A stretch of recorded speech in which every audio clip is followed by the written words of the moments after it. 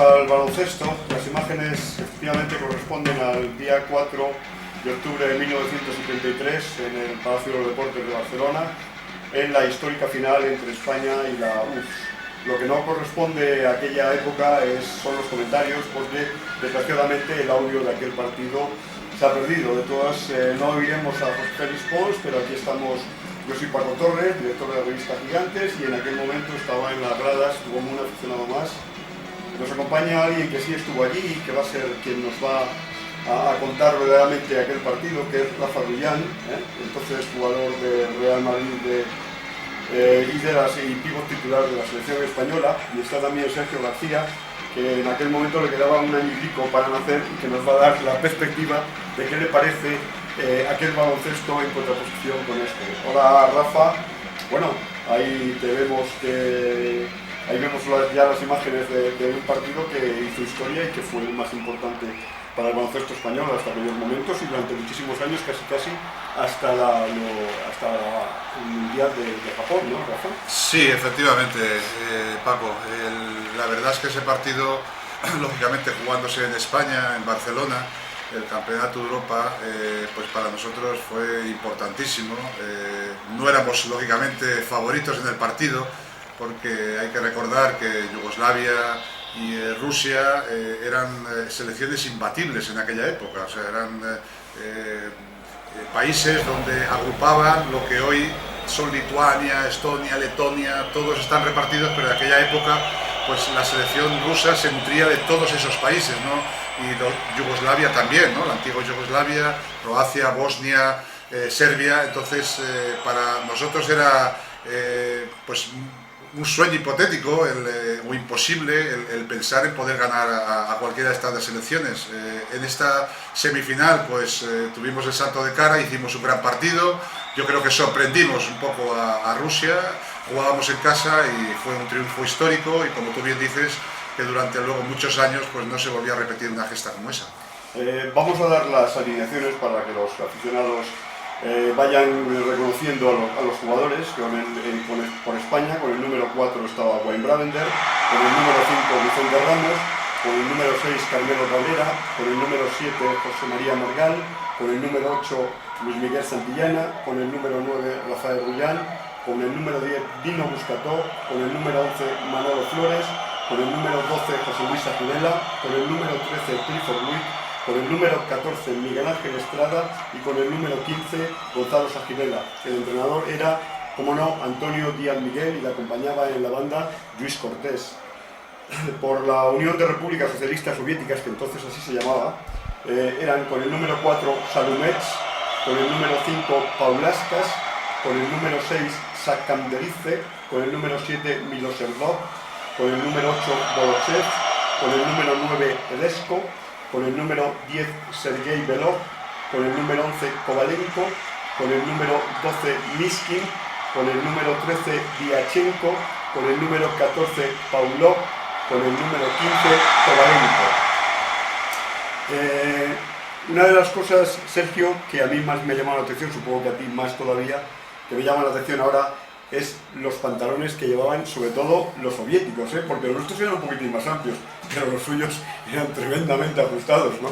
Yo creo, Paco, que tenían fabricación estándar y debían llevar dos tallas, una para los jugadores, los bases, y otra para los pivots, porque realmente sorprende, sobre todo en alguno de ellos, que no se sabe muy bien cómo puede correr tan ajustado. Nosotros la verdad es que estábamos un poco más sueltos, pero tampoco te creas que mucho más, y fíjate que contrapunto con la indumentaria que llevan ahora todos los equipos habitualmente, muchísimo más holgados. Pero bueno, también recuerdo que estas indumentarias hasta no hace tanto tiempo eran las habituales, y me acuerdo ver el último año de Rafa en la temporada 1986-87 con algún compañero de equipo con problemas también con la ropa, ¿no? La verdad es que bueno, es un baloncesto de otra época, y solo por la indumentaria y por el ritmo de juego que tiene el partido, que es un ir y venir continuamente de una canasta a otra, la verdad es que es una maravilla verlo. Vamos a dejar que las imágenes vayan pasando, que las jugadas se vayan produciendo. No vamos a narrarlo como si estuviéramos en ese momento, y ni vamos a ir diciendo canasta de tal jugador o canasta de tal otro, sino que vamos a hablar, yo creo que de aquella época, de aquel campeonato. Rafa, ¿cómo afrontasteis aquel campeonato y luego cómo afrontasteis aquel partido una vez que os metisteis en las semifinales de una manera un tanto sorprendente. Sí, porque solo habíamos perdido un partido, el partido de apertura del campeonato contra Yugoslavia, luego todo lo demás lo fuimos ganando. Hombre, el torneo se afrontaba, quien conocía a Antonio Díaz Miguel, se afrontaba con todas las garantías. O sea, Antonio no era un hombre que se dejaba impresionar pues por esta selección, o posteriormente, como se vio, pues por la selección rusa, la selección norteamericana en la Olimpiada de Los Ángeles, ¿no? Cuando consiguieron la famosa medalla de plata en esa Olimpiada contra el equipo donde jugaba Michael Jordan. O sea, era un hombre muy positivo y que nos contagiaba de ese entusiasmo que él siempre ponía en el campo, ¿no? Entonces, lógicamente, tuvimos una preparación muy larga. Sabíamos que, como he vuelto a decir antes, que jugábamos en España, jugábamos en Barcelona, y lógicamente pues la preparación fue larga. Hicimos muchos partidos de preparación para este torneo, y la verdad es que el equipo llegó muy bien físicamente y técnicamente al torneo. Había una combinación en el equipo muy clara de gente veterana y gente más joven que habíamos estado pues saliendo un poco en unos años anteriores, ¿no? Pues estaba Bravender, Vicente Ramos, Margal, Buscato, José Luis Agivela y Luis, que eran jugadores, los veteranos del equipo, y luego pues estaba Carmelo, estaba Santillana, estaba Manolo Flores, estaba José Miguel Estrada, Gonzalo Agivela y yo, que éramos de una generación, la mayoría de ellos casi nos llevábamos un año, que éramos jugadores de 21 o 22 años, muy jovencitos, y que estábamos empezando a despuntar en la competición española. Entonces, lógicamente, en todas las alineaciones que veremos, pues siempre estamos acompañados pues por Vicente Ramos, por Dino, por Clifford, por José Luis, combinando siempre con gente joven. Y la verdad es que bueno, hicimos una primera fase estupenda. Jugábamos en casa, equipos como Italia se le ganó bastante bien, independientemente de ese partido que perdimos contra Yugoslavia, y llegamos a esta semifinal pues sabiendo que era, no digo imposible, pero muy difícil ganar a Rusia, pero bueno, yo creo que la concentración que teníamos y luego el buen hacer de Antonio Díaz Miguel, lógicamente, pues hizo que diéramos la sorpresa, porque fue una sorpresa, y ganáramos a los imbatibles rusos. Unos rusos que venían de ganar nada menos el año anterior los Juegos Olímpicos de Múnich, con aquella controvertida canasta final, que vosotros además, por imágenes de la época y por fotos que he visto, estabais viviéndola a pie de pista. Estábamos sentados. Hay un montón de fotos que sí. estáis, pero justo detrás de la canasta, como si quisiéramos... Sí, sí. Donde está Sofico ahí sentados. Sí. Ahí os he visto sentados a los jugadores españoles que estabais en primera línea, y que veíais como un año después aquellos que acabaron por primera vez en la historia de los Juegos Olímpicos con los imbatibles norteamericanos se enfrentaban a vosotros, ¿no? Hombre, eran los rusos, vuelvo a decirte, era como, no digo porque no conocíamos, sino lo conocíamos por reportajes, por temas de vídeos y eso, era como hablar casi de la NBA, ¿no? Porque no eran físicamente como los jugadores americanos, pero técnicamente cada uno sabía hacer muy bien, independientemente, por ejemplo, con Sergi Belov, el jugador que lleva ahora el balón, que era muy polivalente, ¿no? Pero el resto de jugadores eran o bases puros, o aleros o pivos, ¿no? Independientemente de, vuelvo a decirte, como Sergi Belov, incluso Alexander Belov, que en este partido, en este campeonato no vino, que fue el famoso jugador que metió la canasta en Múnich, en la final del 72, pues eran jugadores tal vez que podían hacer botar, tirar de lejos, jugar casi al poste y cosas de esas, ¿no? Pero igual que nosotros, o sea, nosotros teníamos, por ejemplo, los pibos, prohibido botar el balón cuando cogías el rebote, dar un bote o dos botes, pues se te levantaba el entrenador y te echaba la gran bronca, ¿no? Entonces teníamos que dar el balón al base, el base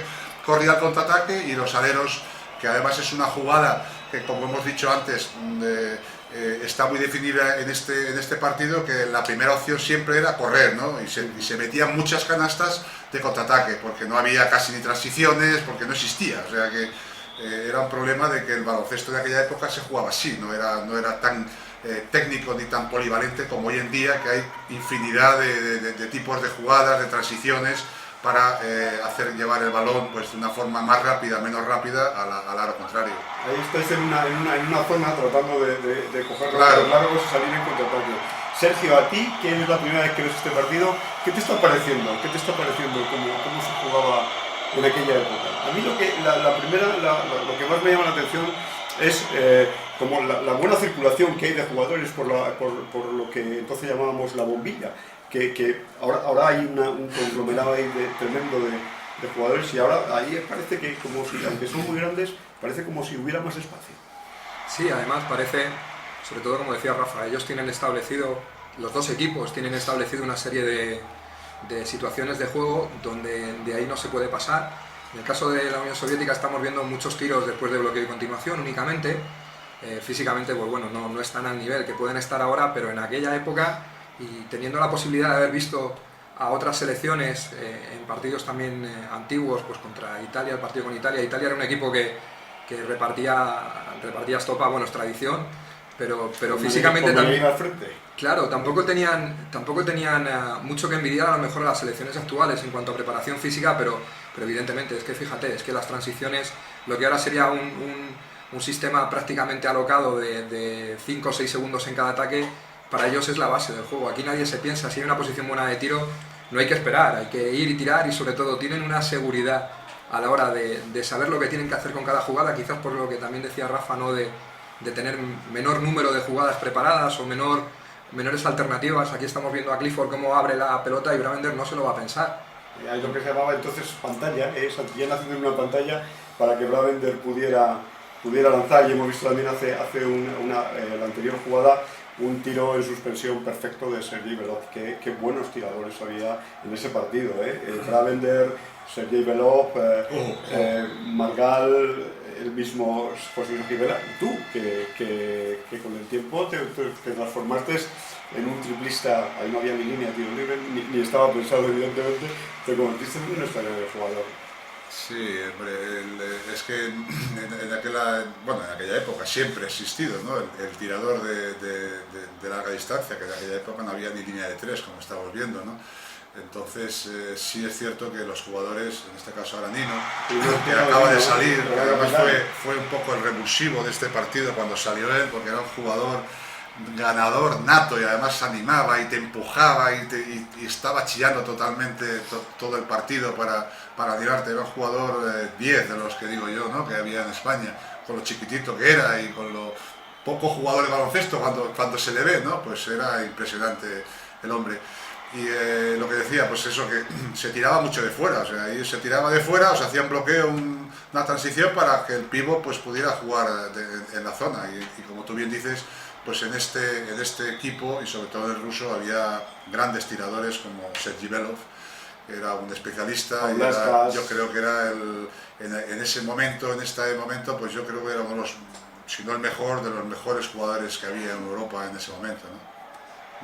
Lo que tampoco, Sergio, vemos es las rotaciones, lo que ahora llamamos rotaciones. En aquel momento era impensable. Habían titulares, luego otros que salían un poquito más, y luego suplentes muy suplentes, ¿no? Sí, había jugadores que habían venido, pues en el caso de la Unión Soviética, jugadores que prácticamente, fíjate que la primera fase fue un paseo para ellos, con partidos de muchísima diferencia de puntos, y aún así te puedes encontrar con un jugador que acabó el campeonato jugando únicamente 12 minutos.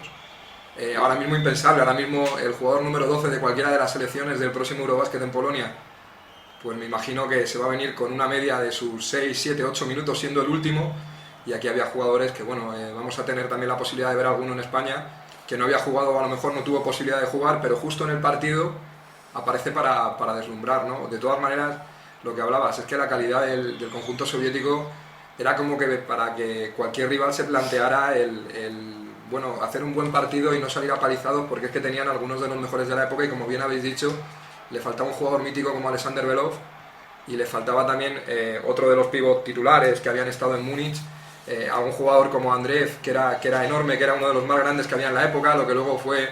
2.16 medía, yo 2.17, 2.16, sí, exacto. Entonces, claro, pero es que te faltan esos jugadores y te encuentras con uno de los hermanos Kovalenko, que es el pívot, que está también en 2.16, otro jugador enorme.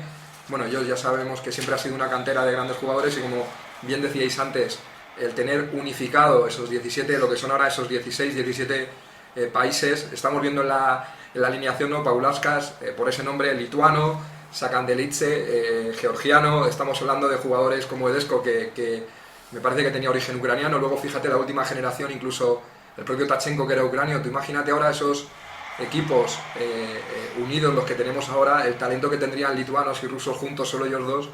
Estamos viendo una grandísima selección, es evidente. Rafa, tú hablabas antes de un hombre como Raimundo Saporta, que yo me acuerdo de haber, en aquella época, de haber leído, yo todavía no era periodista, estaba en la carrera, de haber leído una frase que a mí me quedó grabada, que es que os dijo, él hacía arengas, ¿no? Era la persona importante en el baloncesto español, no solo en el Real Madrid, sino también en la Federación Española, al podio se sube con el pie derecho. ¿Te recuerdas aquella frase? Sí, por supuesto.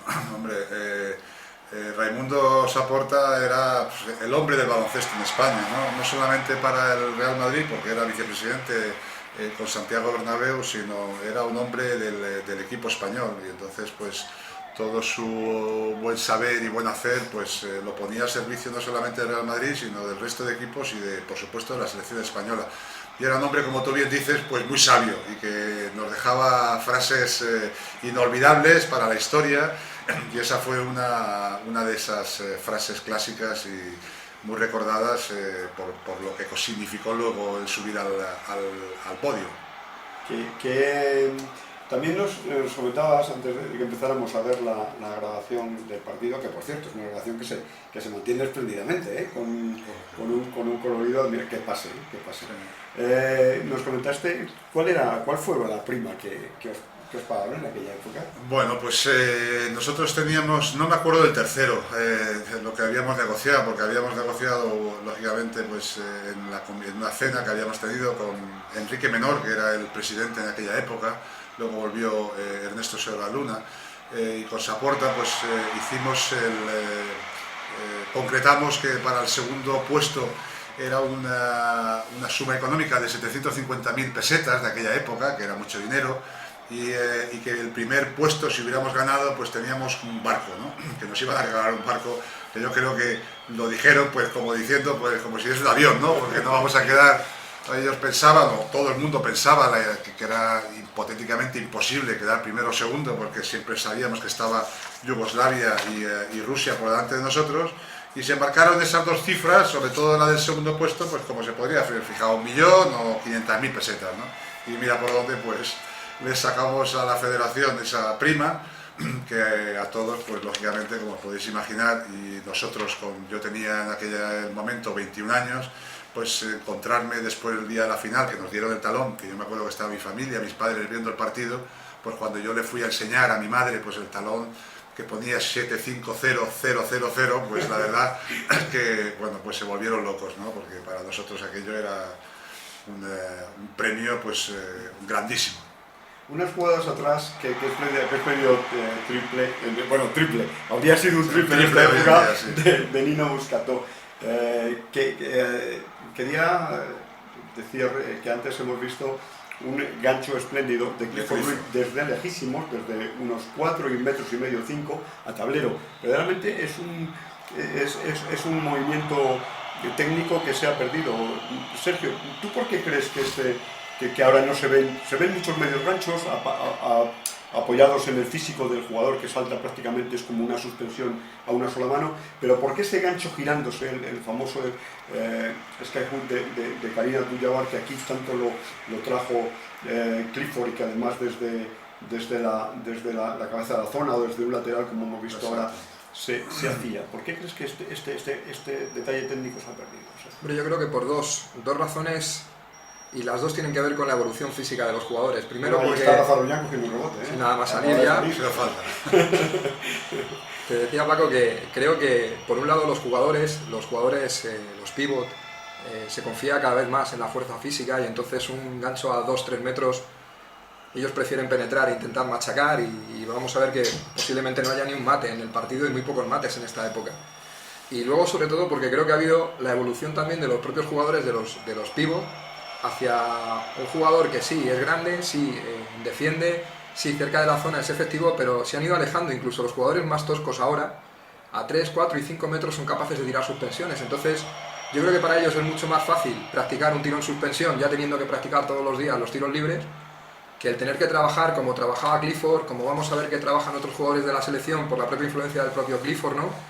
Como veremos al final del partido, la importancia que tienen los ganchos en esta época contra jugadores como Kovalenko, que eran una auténtica muralla y había que buscarse la vida como fuera para intentar evitar el tapón.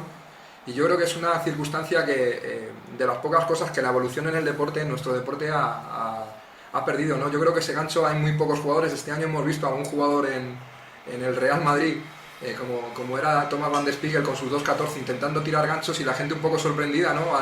Al ver precisamente eso. Y fíjate la primera de Rafa contra menudo muro que tenía enfrente. ¿Qué canasta ahora pasado has intentado más?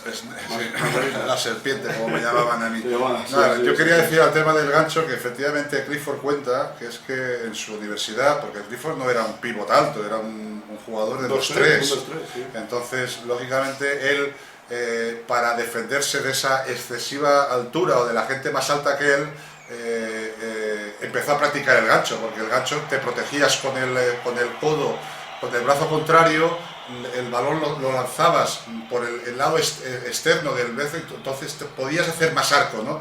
No tenías que tener tanto miedo a que te pusieran un tapón.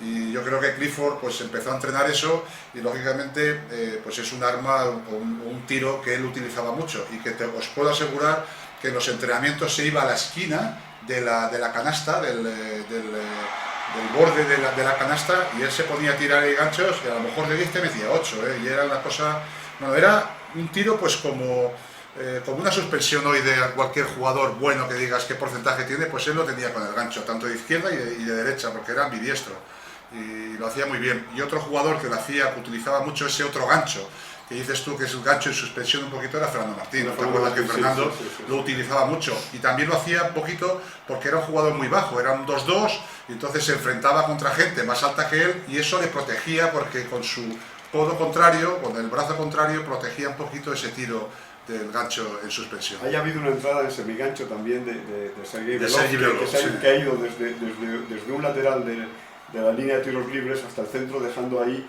prácticamente un gancho. Qué gran capacidad tenía este jugador es que hacía todo bien. Moverse, ¿eh? Este jugador, Sergi, era completísimo. Fue el primer base alto en la historia del baloncesto europeo, ¿puedes tú considerarlo así? Un hombre de 1,93, 1,94. No sé si en Yugoslavia pudiera haber habido alguno, pero vamos, que yo tenga el recuerdo. Sí, está después de Ribasic, pero antes. Sí, antes no. Antes Plekas, el propio Slamnik, o sea, eran jugadores bajitos y no estábamos acostumbrados a ver jugadores de este tipo, digamos, con esa presencia física, siendo capaces de llevar el balón, aunque aquí también podía jugar. Aquí tenemos a Edesco también, que Edesco también era otro jugador, también casi 2 metros, que él era capaz de llevar el balón, de subir el balón. Nosotros teníamos pues a Nino, a Vicente Ramos, a Carmelo, que acaba de salir ahora, Carmelo Cabrera, ¿no? Y entonces, pues lógicamente, igual que nos pasaba a los pibos con gente que nos sacaban, ahí está otro gancho de Clifford que ha fallado, pero que igual que nosotros nos enfrentábamos a jugadores pues que nos sacaban 10 centímetros, 5 centímetros, etcétera, pues los bases les pasaba lo mismo, ¿no? Tenían que enfrentarse jugadores de 1,82 m, 81 justito, en el caso de Dino Buscato con menos de 1,80 m, pues con jugadores que a lo mejor le sacaban 10 y más de 10 centímetros.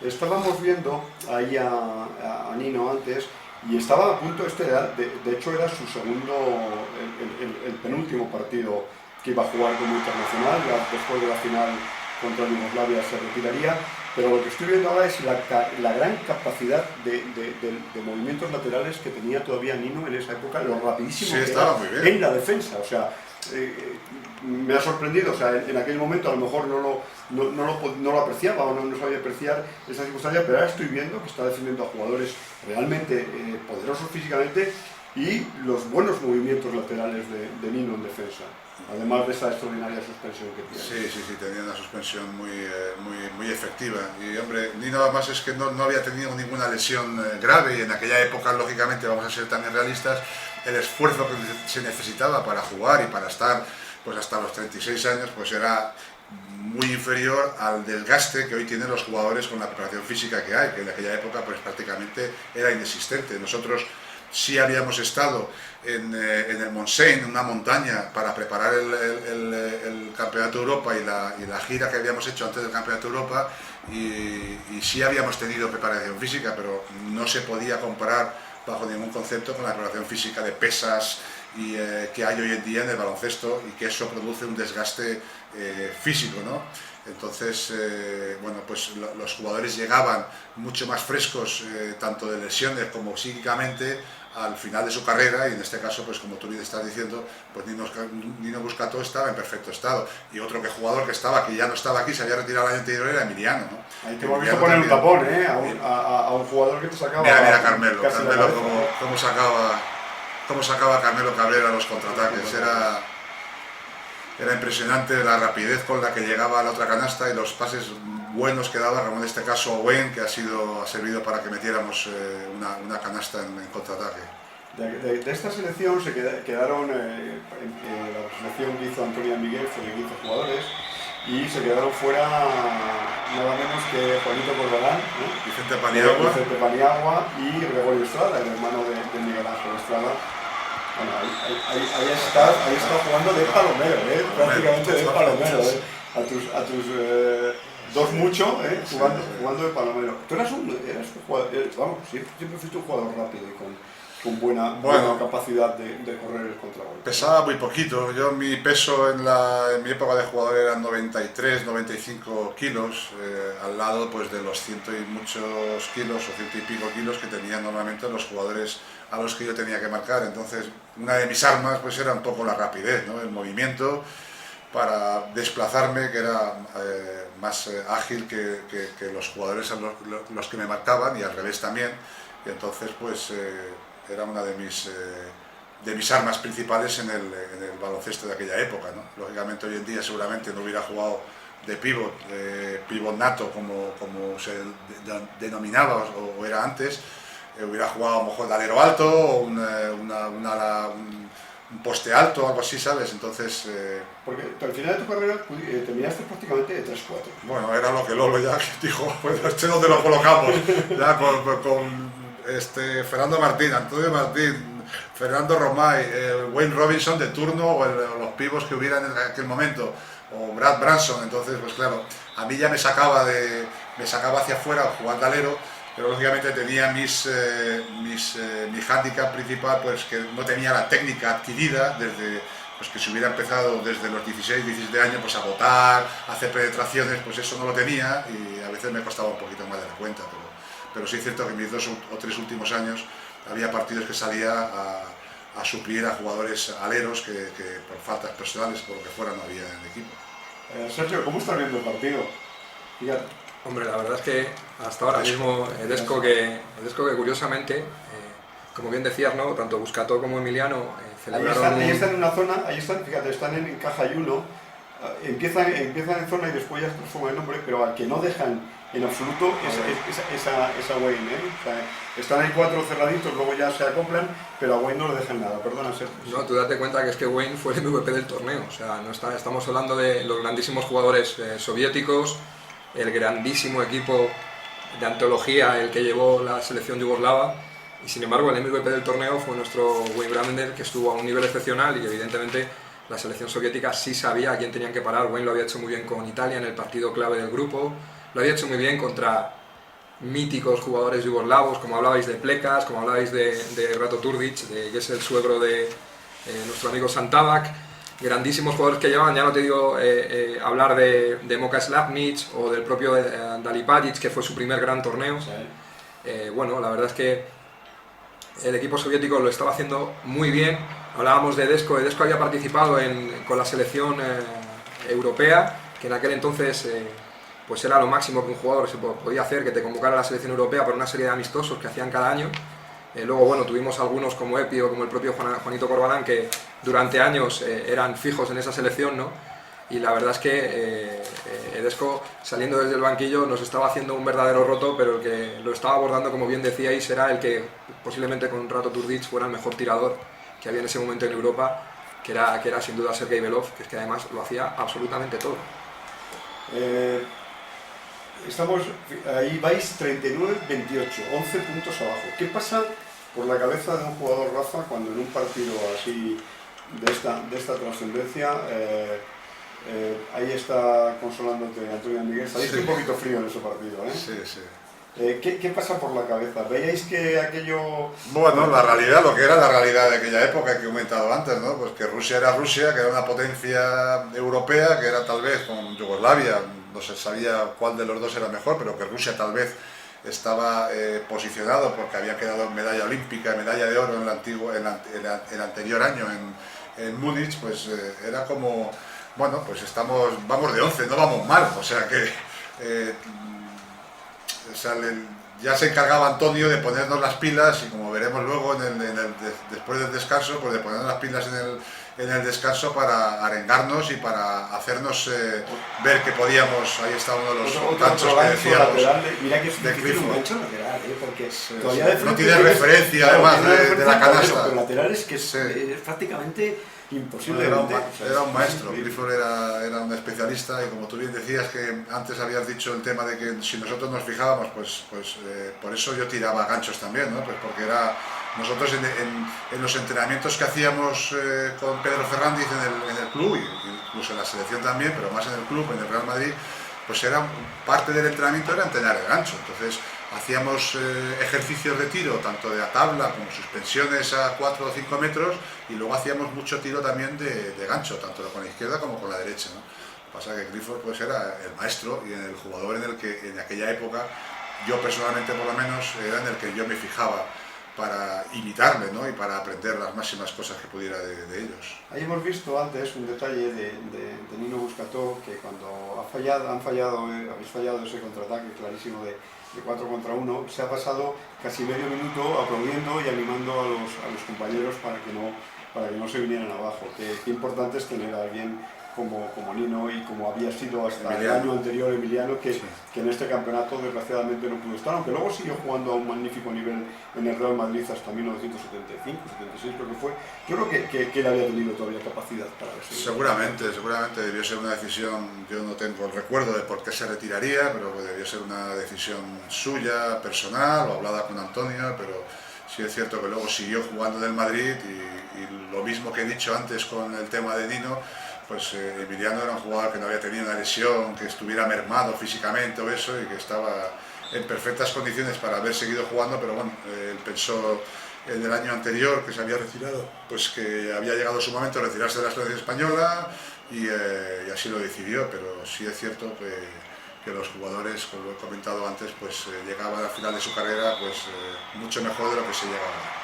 Un doble bloqueo, luego el baloncesto tampoco ha cambiado, algunas cosas tácticas tampoco han cambiado tanto, hay un doble bloqueo para el tiro exterior de Wayne que ahora era casi directo porque ha sido un pase directo. Ajá. Y no dejabais pasar los pivots a los pivots rivales, pero que ahora se hace mucho viniendo desde el corte del otro lado, de ahí vivió, fíjate, el tiempo que vivió Wayne de ese mismo doble bloqueo que instituyó Lolo en el Real Madrid, y no digamos de Epi luego posteriormente, la de puntos que da ese doble bloqueo allá abajo. Eran jugadores donde había que explotar esas circunstancias, ¿no? De grandes tiradores, y que había que ayudarles a conseguir esa buena posición para tirar, y lógicamente pues esos cruces por debajo de la canasta para crear con doble bloqueos una situación de donde pudieran tirar solos, pues se hacía mucho, obviamente.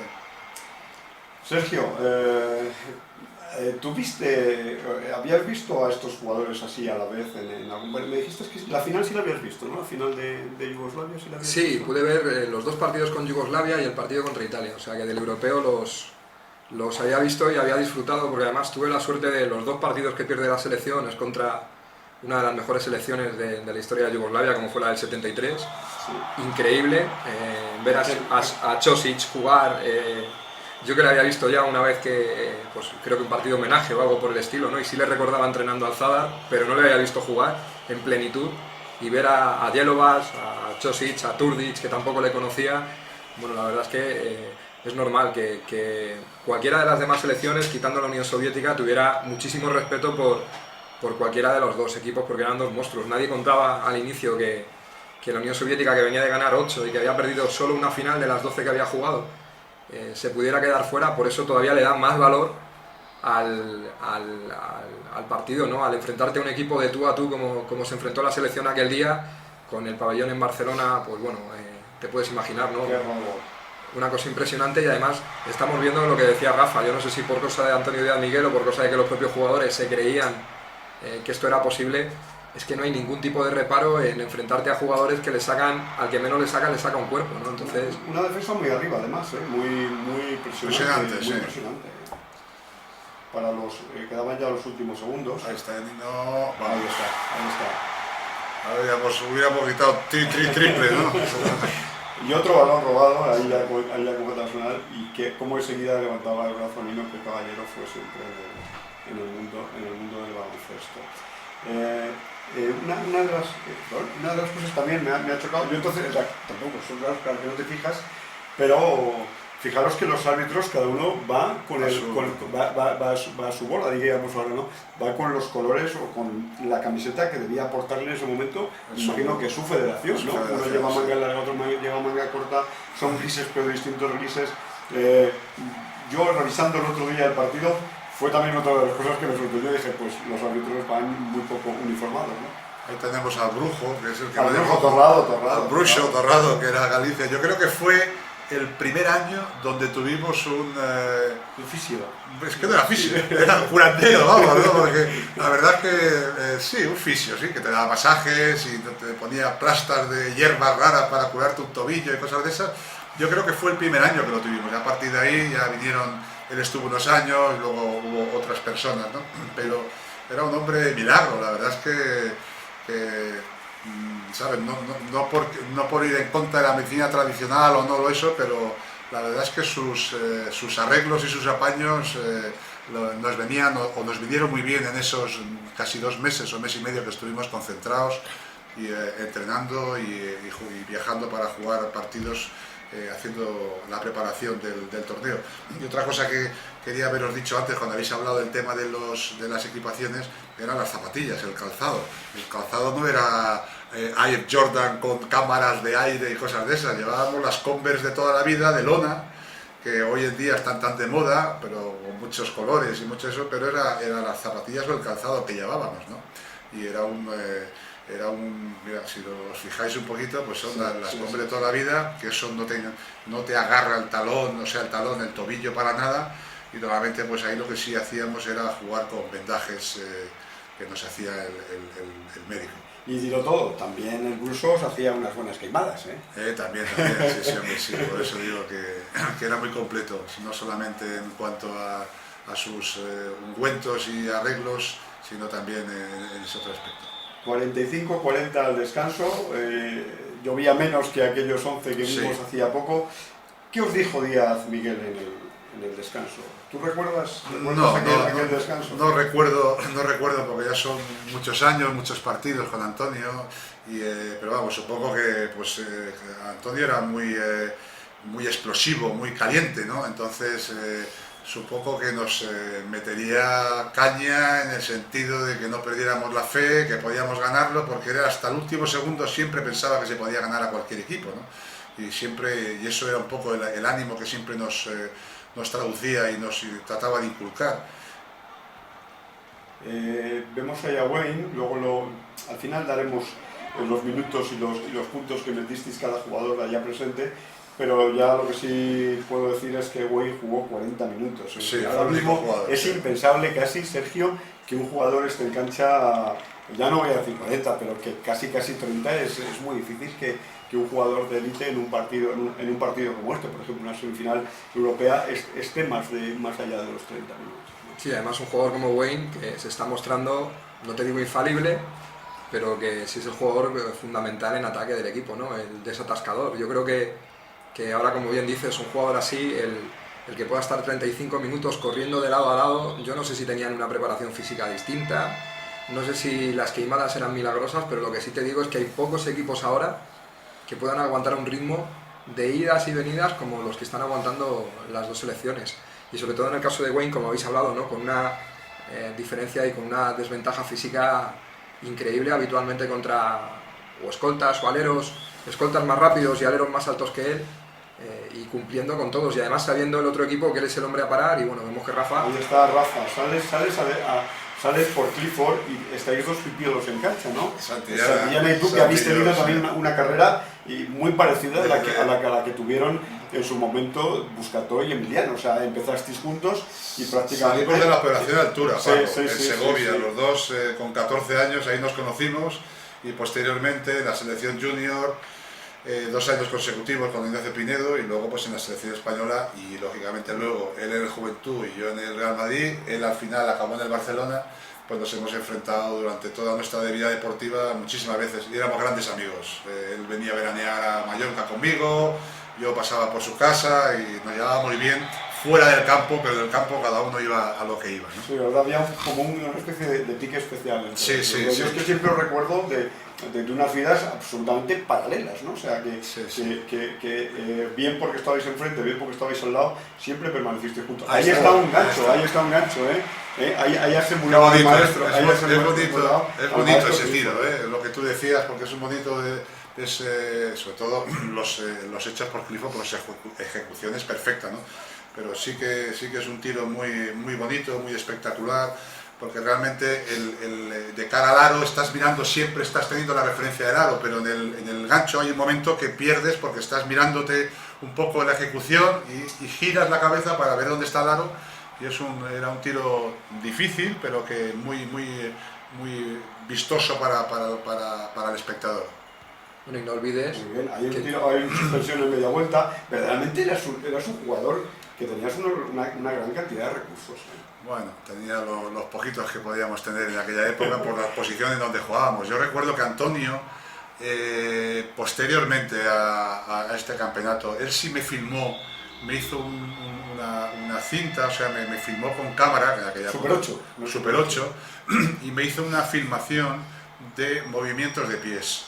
Y la tuvo durante mucho tiempo. Luego, bueno, Antonio ya se murió y yo no sé lo que pasó con esa cinta, pero era una cinta muy bonita donde él explicaba todos los movimientos que un pívot puede hacer de giros, de los distintos movimientos de espaldas al aro que yo hacía y que me habían enseñado. Ahí hemos visto también a Paulascar lanzando un tiro de suspensión, fue otro jugador importante. Vicente Ramos hizo un gran campeonato y bueno, en aquella época pues era el jugador titular en el Real Madrid y era pues también el jugador, el equipo, o sea, el base titular de la selección española. En realidad los tres bases luego seguirían siendo 3 bases que tenía el Madrid en aquella época, que eran precisamente Vicente Ramos, Carmelo Cabela, que están aquí, y Juanito Corbalán, que quedó cortado, y luego también a partir de la retirada de Buscató entró Corbalán y estuvieron también bastantes años juntos en las selecciones españolas. Ahí está el bote, ahí estás. Saliste de todas formas más tranquilo, hemos visto tus 3 primeras acciones ante el aro contrario más tranquilo que en la primera. Es que imponía, o sea, jugar contra Rusia en aquella época era como, pues si ahora viene aquí Los Ángeles Lakers y bueno, yo creo que ni eso, porque hoy en día se le ha perdido mucho ese respeto, ¿no? Ese tú a tú que siempre hemos tenido, en aquella época teníamos con el equipo, con el baloncesto profesional, ¿no? Pero sí era un tema o sea que con 21 años, pues jugar contra estos monstruos, pues realmente tenías que salir muy relajado y eso para estar plenamente ser consciente de lo que estabas haciendo, ¿no? Que es jugar contra unos verdaderos monstruos y maestros del baloncesto europeo. Hay una zona 3-2 o 1-2-2, sí, pero ni así se podía parar a ese tirador excepcional que era Sergei Belov. Sergio, antes decías que la Unión Soviética había jugado ¿cuántas finales hasta ese momento? Habían jugado desde la constitución de la Unión Soviética como tal, habían jugado 12 y habían ganado 11. Llevaban 8 consecutivas hasta aquí y nadie contaba con que hubiera un partido final sin que estuvieran ellos. O sea que esta iba a ser la primera vez que ellos se iban a quedar fuera de... Está Mishkin ya ahí. Sí, está Mishkin, pero que no Mishkin muy jovencito, sí. Que le pasó un poco lo que yo creo que a Deribasic en Yugoslavia, ¿no? Que son todavía jugadores emergentes y que todavía no han tenido. Miski fue uno de los jugadores que yo hablaba el otro día con Josep Bordas, que quizá más revolucionaron el baloncesto. El concepto de jugador, efectivamente, si ahora vamos a hablar de números del 3, quizá fue un jugador que era 2 algo, 2-3, 2-4, y que pudo jugar perfectamente. De 3, sí, perfectamente. Era un jugador también encasillado en el puesto de pívot, porque yo cuando jugábamos en el TSK, el Real Madrid contra el TSK, siempre me tocaba marcar pues, o a Miskin o a Zamar Kumedelov o a Andreyev, que con su 16 pues era una torre imposible de marcar, pero sí es cierto que con Miskin me he enfrentado muchísimas veces y nos cogíamos los dos cuando, vuelvo a decir, como tú bien comentabas, que eran jugadores que perfectamente podían haber jugado de jugadores de 3, ¿no? De la posición de 3. Esa defensa me imagino que le hicisteis un poco para cambiarle a ellos el paso, ¿no? Claro. Para que el ritmo fuera otro, que no... Hacerles pensar. Claro, otra vez se habían vuelto a ir de cerca de los 10 puntos, a los 10 puntos, y bueno, pues era una manera de cambiar el ritmo. Es 1-2-2, está Vicente Ramos arriba, Tino y Bravender en los puestos así, el 2 y el 3, y Santillana y yo pues abajo de pibos, el 1-2-2. Estos momentos complicados, no llevamos la cuenta de los puntos que iban, de vez en cuando nos hace un barrido hacia el marcador, pero yo calculo que ibais ya 10 otra vez, 10 o 12 abajo, sí. 10 o 12 abajo. Esa jugada de mano a mano que le das a Bravender, ya la habéis hecho, ¿ves? La vi antes ya también, ¿no? Mira, ahí aparece ahora Miguel Ángel Estrada, un hombre que a la postre, y ahora lo verán los aficionados, fue fundamental en el partido y que realmente era un jugador que contaba con pocos minutos. Sí, en aquel campeonato hasta este momento prácticamente había jugado muy poquito, pero bueno, salió cuando tenía que salir y eso es lo bueno de una selección, ¿no? Donde tienes jugadores de todo tipo, ahí muy bien Santi, y de todo tipo de condición y que en un momento determinado pues echar mano de un jugador que te puede dar la victoria o te puede cambiar el signo del partido, como así ocurrió en el caso de, como veremos al final en los últimos minutos. Qué buen balón, qué manotazo ha dado ahí el maestro Nino. Ahí ese paneo de Vicente. Ahí ya empezabais a creer que, no sé si era todavía que era posible, porque todavía... Bueno, estábamos ahí, ¿no? Estabais ahí, o sea, no exacto, le yo creo que, exacto, yo creo que esa esa fue la clave principal del partido, que en ningún momento pues el equipo ruso se nos fue de 20 y tantos puntos, donde tal vez anímicamente pues hubiera sido delicado para nosotros, ¿no? Donde hubiéramos a lo mejor tirado la toalla, donde mentalmente hubiéramos podido pensar que no podíamos hacer nada contra Rusia. Entonces esos 10, 12 puntos de máxima, bajar a 5, a 6, pues siempre te daba un poquito mira, el Nino busca todo. Esa suspensión lateral, el movimiento lateral, muy típica de él, muy típica de él, como desplazándose, todavía desplazándose en el salto y alejándose del defensor, es decir, para claro, al defensor más era muy chiquitín, o sea, eran armas que él tenía porque realmente, pues esto, yo creo que Nino no llegaba al 1,80 m. No llegaba, por lo cual, a lo mejor oficialmente lo ponía, pero realmente no llegaba. Por lo cual, esta gente que era 1,90 y tal, pues tenía que hacer eso, porque si no, no había...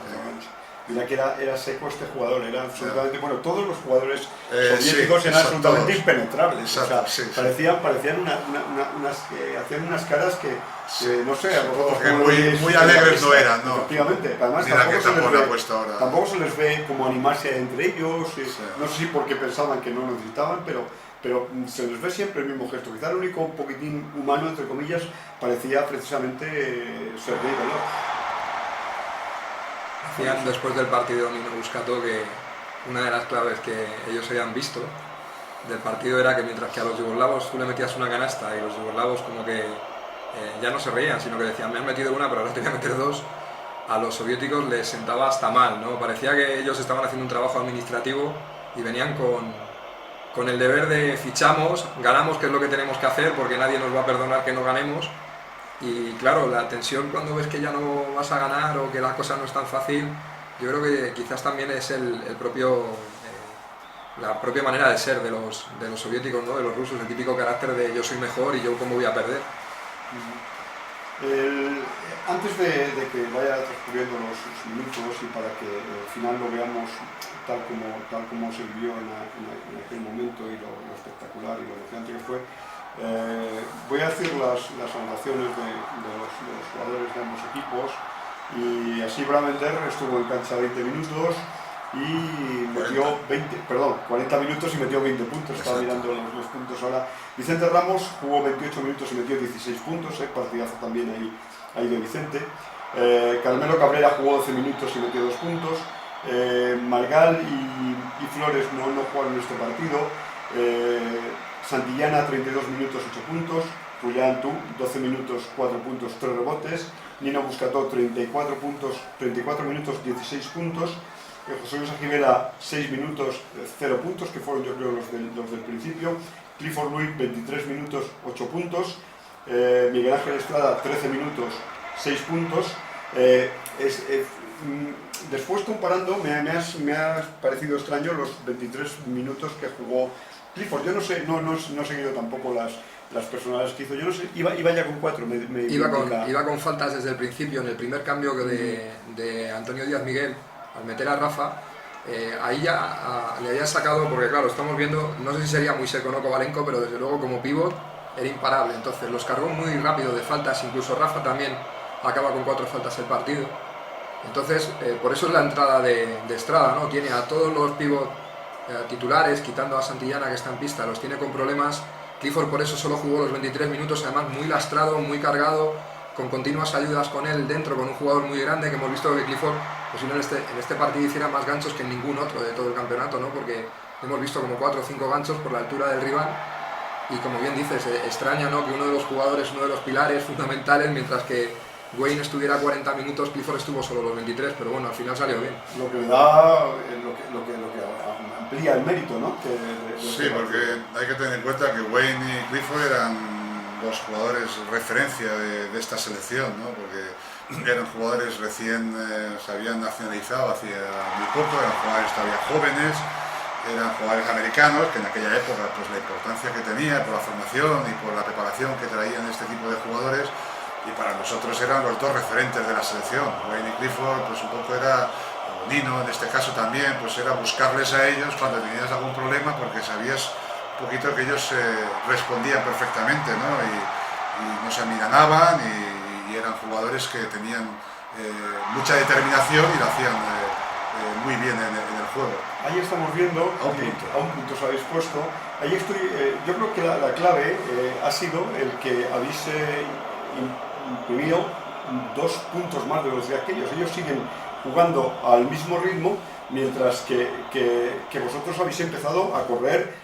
y a no perdonar nada al contraataque, e incluso hacer contraataques un poco suicidas, ¿no? Pero que yo creo que eso fue lo que a ellos también les descolocó un poco, ¿no? Que no le tuvierais ese miedo reverencial de decir, no vamos a correr contra estos porque va a ser peor. Sí, yo creo que lo que decía Sergio antes, ¿no? Que los rusos jugaban a esa revolución, pasara lo que pasara. Ellos pensaban o sabían, y lógicamente así era, menos gracias a Dios en este partido, pues que tenían tal superioridad que al final pues su superioridad táctica, técnica y de estatura y todo lo que ellos tenían, pues iba a sobreponerse ante cualquier circunstancia. Entonces ellos no variaban, seguían jugando, y nosotros en cambio, como tú bien dices, pues en esta reacción que tuvimos, pues vimos un poco el cielo abierto, ¿no? Y eso lógicamente el que ha sido jugador pues sabe que en una situación de estas pues puede más el corazón que la cabeza, ¿no? Y empujas y vas a por ellos y mira, y ahí está la reacción un poquito del equipo. Qué buena defensa y qué contraataque a 3 pases, y haciéndolo facilísimo. La verdad es que cada vez que han entrado alguno de los bases, date cuenta, cuando ha entrado Carmelo lo ha revolucionado. La entrada de Nino fue fundamental en la primera parte, porque hemos hablado de los 11, pero cuando entra Nino, estaba el equipo también. Colocando a Vicente, mandándole más hacia adelante con un severo empujón incluso, es decir, vete hacia adelante, no dejes que nos echen para atrás la defensa. Pues Estrada, Miguel Ángel Estrada nos dio mucha solidez en defensa, independientemente de esas canastas. Sí, era muy grande, era un 2'9", que para nosotros pues era un 2'7", pues eso, 2 o 3 centímetros parece que no, pero influye mucho, y luego tenía mucho cuerpo, ¿no? Era una roca. Miguel Ángel era chocar con él y te hacías daño del choque, aunque fuera así suave, pero era una roca, era puro músculo y puro hierro, tío, ¿sabes? Entonces, mira, Antonio ahí motivándole al más. Es que no paraba, Antonio era... Qué vehemencia, qué vehemencia. La famosa jirafa. Jirafa pivot. La pivot, sí, la mascota que tuvo un gran éxito vendiéndose en aquella época en todas las jugueterías. La gente sentada en las gradas, o sea, niños pequeñitos ahí, en las gradas, no había asiento. Eso es impensable ahora en una cancha, en un partido así, que esté la gente. Bueno, acuérdate del pabellón, Paco. El pabellón eran 3.400 personas sentadas, y yo creo que en torneos de Navidad y en partidos contra el Móvil Girgi o el Maccabi o el TSK metíamos 5.000. No había escaleras. No había escaleras, ni pasillos, ni nada. No había nada. Y hoy eso es impensable por la seguridad y porque no te permiten ya eso. Antes, cuando hicieron un barrido de imagen en el descanso, me sorprendió otra cosa, y es que los periodistas tenían un cenicero al lado, y era para que estuvieran cómodos, y ahí fumaba todo el mundo. Sí. Manolo, nuestro delegado, hay un momento del primer tiempo que se ve el banquillo y está fumando cigarro sentado al lado del entrenador, o sea que... Manolo Padilla, sí. Era lo que... Mira lo que cambian los tiempos, y bueno, afortunadamente ahora ya eso está erradicado, pero yo sí recuerdo a entrenadores fumando cigarro dirigiendo partidos. Ignacio Pinedo siempre con su pitillito en la boca, pidiendo que para descanse, dirigiendo partidos. Vamos a aprovechar ahora estos tiros libres de Kovalenko para decir los puntos que metió cada jugador de la Unión Soviética en este partido. Pues Kovalenko, que metió 14 puntos jugando 35 minutos, Pavlaskas en 32 minutos hizo 19 puntos, Skandelice jugó 16 minutos y no consiguió anotar, Miloserdov jugó 22 minutos y anotó 5 puntos, Bolochev 25 minutos 12, Edesko 18-6, Sergei Belov 34-16, Kovalenko 2 y 2 puntos, Diachenko 5 minutos 0 puntos y Pavlov 14 minutos 2 puntos. Ellos, yo creo que en este partido tuvieron mucho más, o sea, había un 5 titular mucho más claro que el vuestro. Digamos que nuestro equipo, la selección española, donde tú jugabas, Rafa, fue mucho más, rompió mucho más moldes, quizá, como decía Sergio, apurado por las faltas personales, quizá porque había 3 hombres exteriores que podían llevar el balón, como Rafa, como Vicente Ramos, como el propio Nino y Carmelo Cabrera. El caso es que hubo mucho más movilidad por parte española del banquillo. Sí, era un tipo de juego mucho más alegre, ¿no? Porque, por lo que hemos comentado antes, comparando un poco el juego ruso y el juego, vamos a decir, latino, ¿no? El italiano, el nuestro, y era un juego donde había muchas más alternativas anímicas y, como tú bien dices, técnicas, dependiendo de los jugadores que estuvieran en cancha, ¿no? Entonces, yo estoy viendo aquí una anotación, es que nosotros cogimos 19 rebotes ofensivos por 10 rebotes ofensivos de ellos. Realmente eso, la lógica que quiere... Exacto, es algo sorprendente porque por la altura que tienen ellos y porque era una parcela dentro del partido, técnicamente y tácticamente, donde, independientemente del tiro exterior y de los jugadores, pues que ofensivamente y defensivamente, el rebote ofensivo y defensivo, este tipo de equipos como Yugoslavia y Rusia siempre nos dominaban, ¿no? Hasta este momento donde le sacamos pues que nada más que 9 rebotes, nada más y nada menos que 9 rebotes ofensivos, ¿no? Que es una parcela importante del juego. Esa canasta fue el empate a 70, y Sergio, la selección sigue aguantando ahí con una zona y sigue confiando en ella. Ahí ya empezabais, perdón, Sergio, ahora tú, y luego ya vamos con se nos acumulan las cosas. Sí, ahora eso que es un partido que ya hemos visto, si lo estuviéramos viendo en directo... Sería bueno, una locura. La verdad es que Nino en este partido falló un tiro. Sí, espectacular, ¿no? O sea, espectacular. Hizo 8 de 9 en tiros contra jugadores que le sacaban, el que menos le sacaba 10 centímetros. Entonces, la verdad es que la zona de Antonio Díaz Miguel fue una obra de arte, porque, como bien decías, era una 3-2, se ajustaban a una 1-1, 2-1, estaban ajustando las esquinas a una 3-2. Bueno, fue un cambio brutal defensivamente, y yo creo que lo que decía Rafa, ¿no? Ellos estaban preparados para ir a una marcha y cuando le sacaron de esa marcha y viendo además el que se lo creen es Kenny, no, fíjate, es que está arengando a todo el equipo, Sí, sí. sigue todo el partido arengando a todo el equipo y se lo están creyendo, y además él es el que arenga y él es el que mete la canasta que nos pone por delante, ¿no? Que es bueno, es el resumen de lo que ha sido un grandísimo jugador. Ahí hemos visto también un detalle que yo creo que ya es bastante, dice bastante cosa, y es que, ya lo hemos vuelto a ver, y es que Sergei Belov está tras un árbitro continuamente, es decir, no hace más que protestar y estar ya continuamente, y ahora un compañero suyo incluso tiene que quitar al gran Sergei, le tiene que quitar, ¿por qué sigue hablando con el árbitro? Yo creo que ahí ya Belov se da cuenta de que puede pasar algo, que ahí puede pasar algo que ellos no estaban preparados para que pasara. Ni el país ni sabían que ellos, para ellos, lo que creo que lo ha dicho antes Sergio, ¿no? Que ellos contaban con esa medalla de oro, o por lo menos luchar con la medalla de plata-oro con Yugoslavia, ¿no? Entonces, y en aquella época volver a casa con una medalla de bronce o no habiendo jugado una final, a lo mejor te podía traer grandes consecuencias. De hecho Alexander Belov fue purgado después de... Y Samur Kamadelov también tuvo...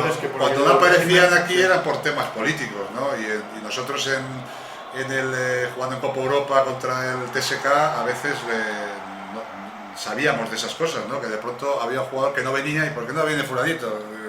En privado te decían las causas, ¿no? Pues porque le habían pillado en la aduana con no sé qué, no sé cuántos, y ahí nos andaba con chiquillas, chiquitas, fuera quien fuera el jugador, ¿no? Estábamos hablando de Alexander Belov, que era, yo creo que el jugador potencialmente de la URSS que más futuro tenía, el que había metido la canasta el año anterior en la final de Múnich a USA, dándole la victoria y la medalla de oro a la URSS. Entonces, sí es cierto que allí pues el volver a su país, en este caso a Moscú, habiendo fracasado, como en este caso, podían sentirse ellos no ganando la medalla de oro, pues era importante para ellos, ¿no? Y a lo mejor todo ese nerviosismo de Alexander y todas esas cosas de Sergei Belov, ahora con el tema de los árbitros un poco venía por ahí, ¿no? Porque veían la posibilidad de que el partido no lo pudieran ganar. Ahí vemos que en la defensa 6 puntos Nino se deja caer para estar atento al tiro de Paulaskas, ¿no? que era un tirador excepcional desde el lateral. Ha tirado Sergi, ha fallado, ha cogido el rebote y le han pitado falta personal al equipo ruso. Yo creo que ahí ante Miguel Ángel sí dio consistencia en la zona, cogiendo rebotes muy importantes en este final del partido, porque era donde podía haber la reacción rusa, ¿no? Pues tirar y saber que el rebote lo tenían más o menos asegurado, ir a unas segundas opciones de tiro cuando no lo tuvieron. ¿No dice la lógica, Sergio, que en este momento la selección soviética tenía que estar presionando a España en toda la cancha? Sí, bueno, mira, ahí están un poquito. Sí. De hecho, si te das cuenta, entra el pequeño de los dos hermanos, Kovalenko. Bueno, es que Vicente está en el final. Hemos hablado de Nino, el partido de Vicente Ramos es para enmarcar, porque en defensa están los dos muy bien, muy activos los dos, muy rápidos, pero es que en ataque se están jugando los balones, son los chiquitines, lo que hablábamos, ¿no? Los dos jugadores con más desventaja. Posiblemente los dos jugadores que por la rapidez y por lo listo y porque bueno, eran dos fueras de serie los dos, son los que están generándoles los auténticos problemas. Si te das cuenta, tanto Santillana como Estrada están reboteando y están jugando bien, pero siempre gracias o a penetraciones o a rebotes que están haciendo otras jugadas de los exteriores, ¿no? de los dos bases. En el caso de Bravender sigue desaparecido porque le están persiguiendo. Yo creo que Bravender se llevó a un jugador soviético con él al vestuario. Sí. O sea, creo que todavía está con él por aquí, porque es que es una cosa tremenda. Está Carmelo calentando para asegurar eso, la salida del balón, ¿no? Carmelo era, pues eso, una de sus habilidades era el manejo de balón y lo que él era capaz de aguantar con el balón, una presión como la que están intentando y van a hacer ahora hasta el final del partido el equipo ruso. Y fíjate qué valor el de Antonio Díaz Miguel, que quita a su pívot titular, y a Vicente, ha quitado a Vicente. Los quita a los dos para meter para mantener a Estrada, que claro, Estrada era el que iba ya pidiendo el cambio, viendo que salía Clifford. Sí, él iba ya a sentarse, sí. Y sin embargo, los quita, mira además el énfasis en Carmelo para que siga la presión. Mete a Carmelo por la circunstancia que hemos dicho, por el control del balón, y a Clifford tal vez un poco por su veteranía y por su saber estar en estos momentos difíciles, ¿no? Del final del partido, donde te estás jugando por lo que te estás jugando, ¿no? No, pero lo que te decía, que lo curioso es que yo pienso que el propio Estrada salió en el banquillo pensando que iba a seguir Santillana, y es Santillana el que se queda fuera, y Antonio premia a Estrada de esta manera con el gran partido que estaba haciendo, ¿no? Ahí está Carmelo chinchando, acaba de medio robar el balón, ha provocado un salto. Sí, me dice que salte en vez de Tedesco. Sí, él dice que es el otro pequeño. El Milos Erdós, sí, que salga, que con ese tiene más opciones. Sí, para que lo consigue. Ciertamente era un jugador que era todo. Mira qué tiro, este tampoco se lo ha pensado, ¿eh? Sí, nadie. Aquí es falta de es nerviosismo. Es lo que decía Paco, ¿no? Los soviéticos a estas alturas del partido se estaban viendo cavando zanjas en Siberia o algo así. Y nosotros no nos lo podíamos, yo creo que, no recuerdo el momento, la situación, pero era... Para nosotros era... Seguimos con zona, ¿eh? Sí. En el tiempo muertos habéis ido todos a abrazar a Vicente Ramos, mira ahí al hijo, ya celebrando. Es que fue un triunfo... Ahí le dice a Carmelo, cuida Carmelo. Y Carmelo, hay el globetote del balón. Ahí está, buen, para adentro y nada. Otro más, falta la canasta de Miguel Ángel todavía, ¿eh? Sí. La canasta que luego dice Díaz Miguel, Antonio, que habían estado durante 2 meses entrenándola y eso. Pero bueno, vamos a dejarlo todo cierto, pero que realmente, pues nada, pues fue un tiro que le salió y fenomenal. De todas maneras, Antonio, este partido, el 85, el 90% de esta victoria se la puede apuntar, y se la pudo apuntar porque el cambio defensivo fue definitivo, los cambios sobre los jugadores que están en cancha son definitivos. Ahí estás tú abrazando a Nino. Pues a Nino había que haberle pedido, pues eso, Nino, ¿estás bien? ¿Quieres algo? Voy y te traigo algo, porque madre mía. Lo que comentábamos antes del cambio del porro del equipo español y el que hemos visto hace un segundo, los 5 jugadores solamente que están jugando con el entrenador, el resto sentados, y la verdad es que ahí el equipo ruso, pues supongo que ya debía tener muy pocas esperanzas porque quedaba 1 minuto y pico, estábamos a 6 puntos arriba y son muy fríos, es que eran el equipo, lo que hemos comentado antes, ¿no? O sea, tenían una frialdad muy grande. Aún así todo, meten este punto, hubo emoción al final, hubo emoción al final. Qué bien aguantáis el balón ahí. Es que Carmelo no pierde un balón ni por equivocación. Mira, Antonio pidiendo intencionada, ha saltado casi a media cancha. Que fíjate, es que... Están solamente a 4 puntos. Claro, pero sin haber triple lo que cambian las cosas, ¿no? La diferencia, el tener un partido a 4 o 6 puntos habiendo posibilidad de tiro de 3, sí, porque como es este caso. El anterior tiro de los soviéticos había sido triple. Sí, bueno, pero hablábamos de los 8 de 9 de Nino, de los 8 tiros de Nino, imagínate. Ahí Carmelo haciendo malabarismos. Ay, ese balón perdido ahí. Otra vez, menos mal que ha robado el balón. Y qué tapón. Ahí está ese gancho, el mítico gancho. Ahí ya todo el mundo... 6 puntos menos de 1 minuto, pues ya teníamos el talón asegurado. Lo del barco ya lo veíamos al día siguiente, pero... Ya decíais, talón asegurado, jugamos para barco. Sí. Bueno, fue una auténtica gesta, luego ya vendría la final, aquella final con aquella Yugoslavia maravillosa de Josip, ¿te acuerdas, Rafa, de aquella zona presionante 1-2-1-1 con la araña ahí detrás que parecía imposible, pero bueno, aquí fue donde hiciste realmente historia. Para mí ha sido un placer, mira, la gente ahí, bueno, pues eso, pues fue algo heroico, ¿no?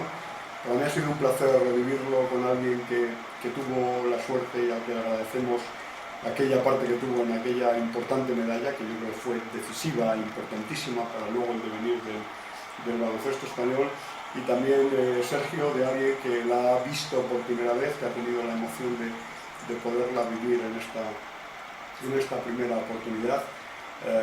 Y bueno, pues con estas imágenes ahora los aficionados podrán oír a Antonio de Miguel, que entonces sí funcionó el micrófono.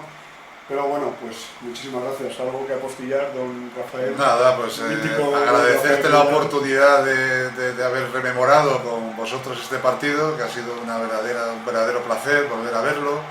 Y mira, ahí se veía a Juan Tamames también.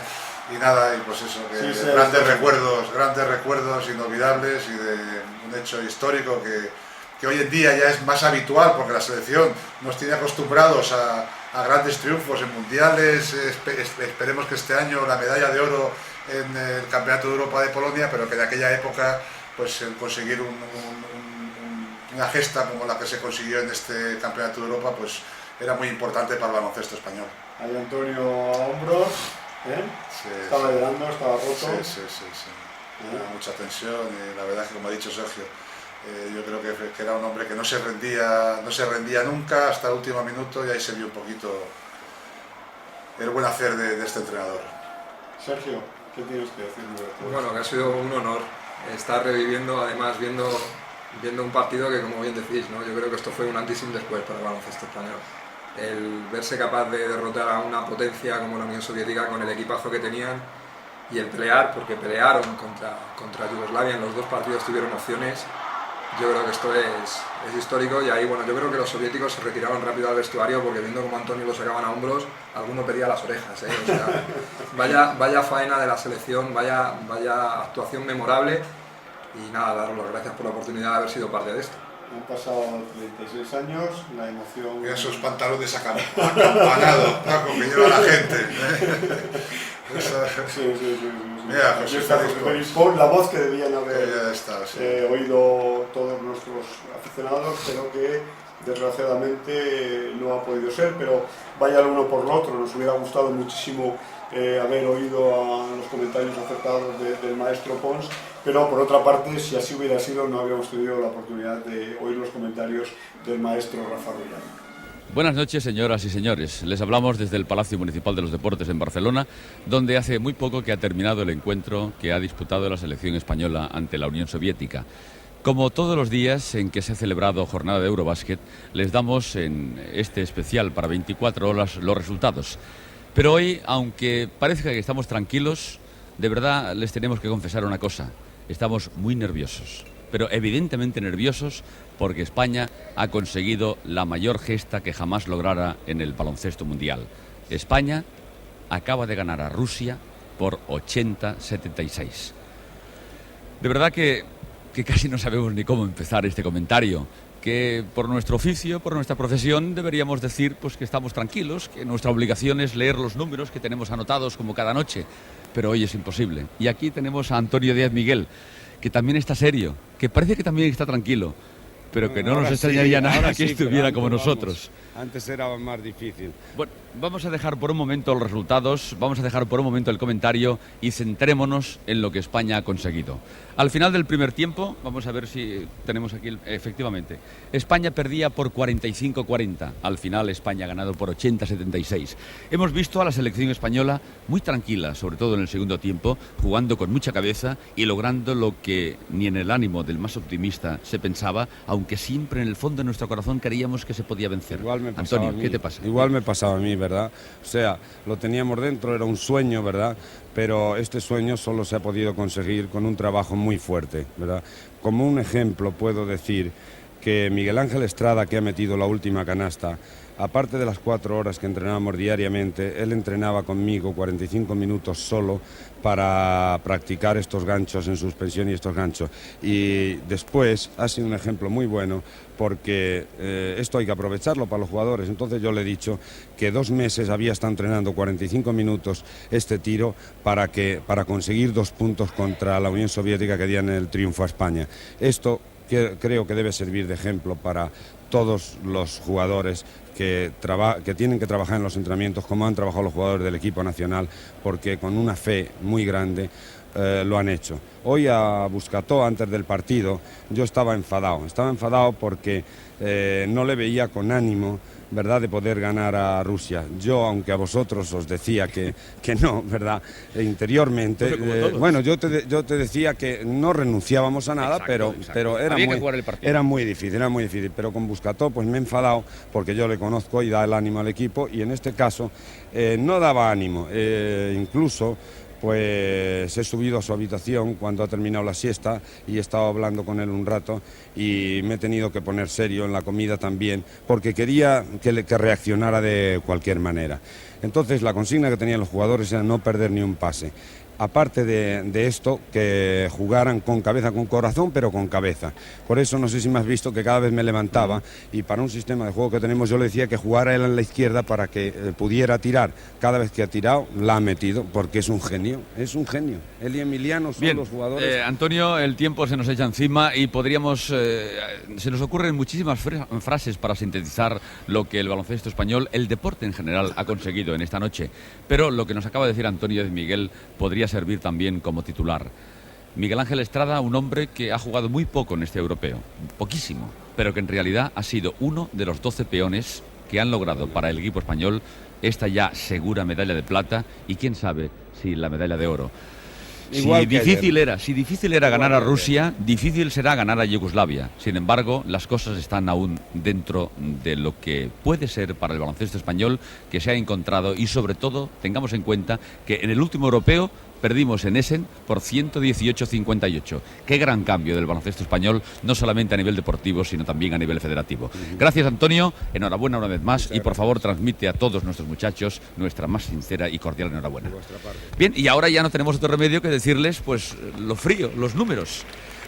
Bulgaria ha ganado a Turquía por 76-67, Italia-Israel por 94-73.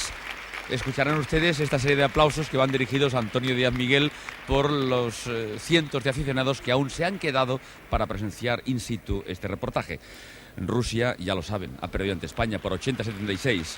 En el grupo de Badalona, Rumanía, Grecia ha ganado por 89-78, Yugoslavia, Checoslovaquia por 96-71 y no tenemos aún el resultado de Polonia-Francia, pero ¿qué más da?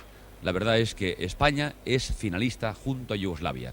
Señoras y señores, el deporte español acaba de conseguir su gesta más grande desde que el baloncesto existe, o sea, desde hace más de 50 años. Desde Barcelona, especial para 24 horas, José Félix Pons.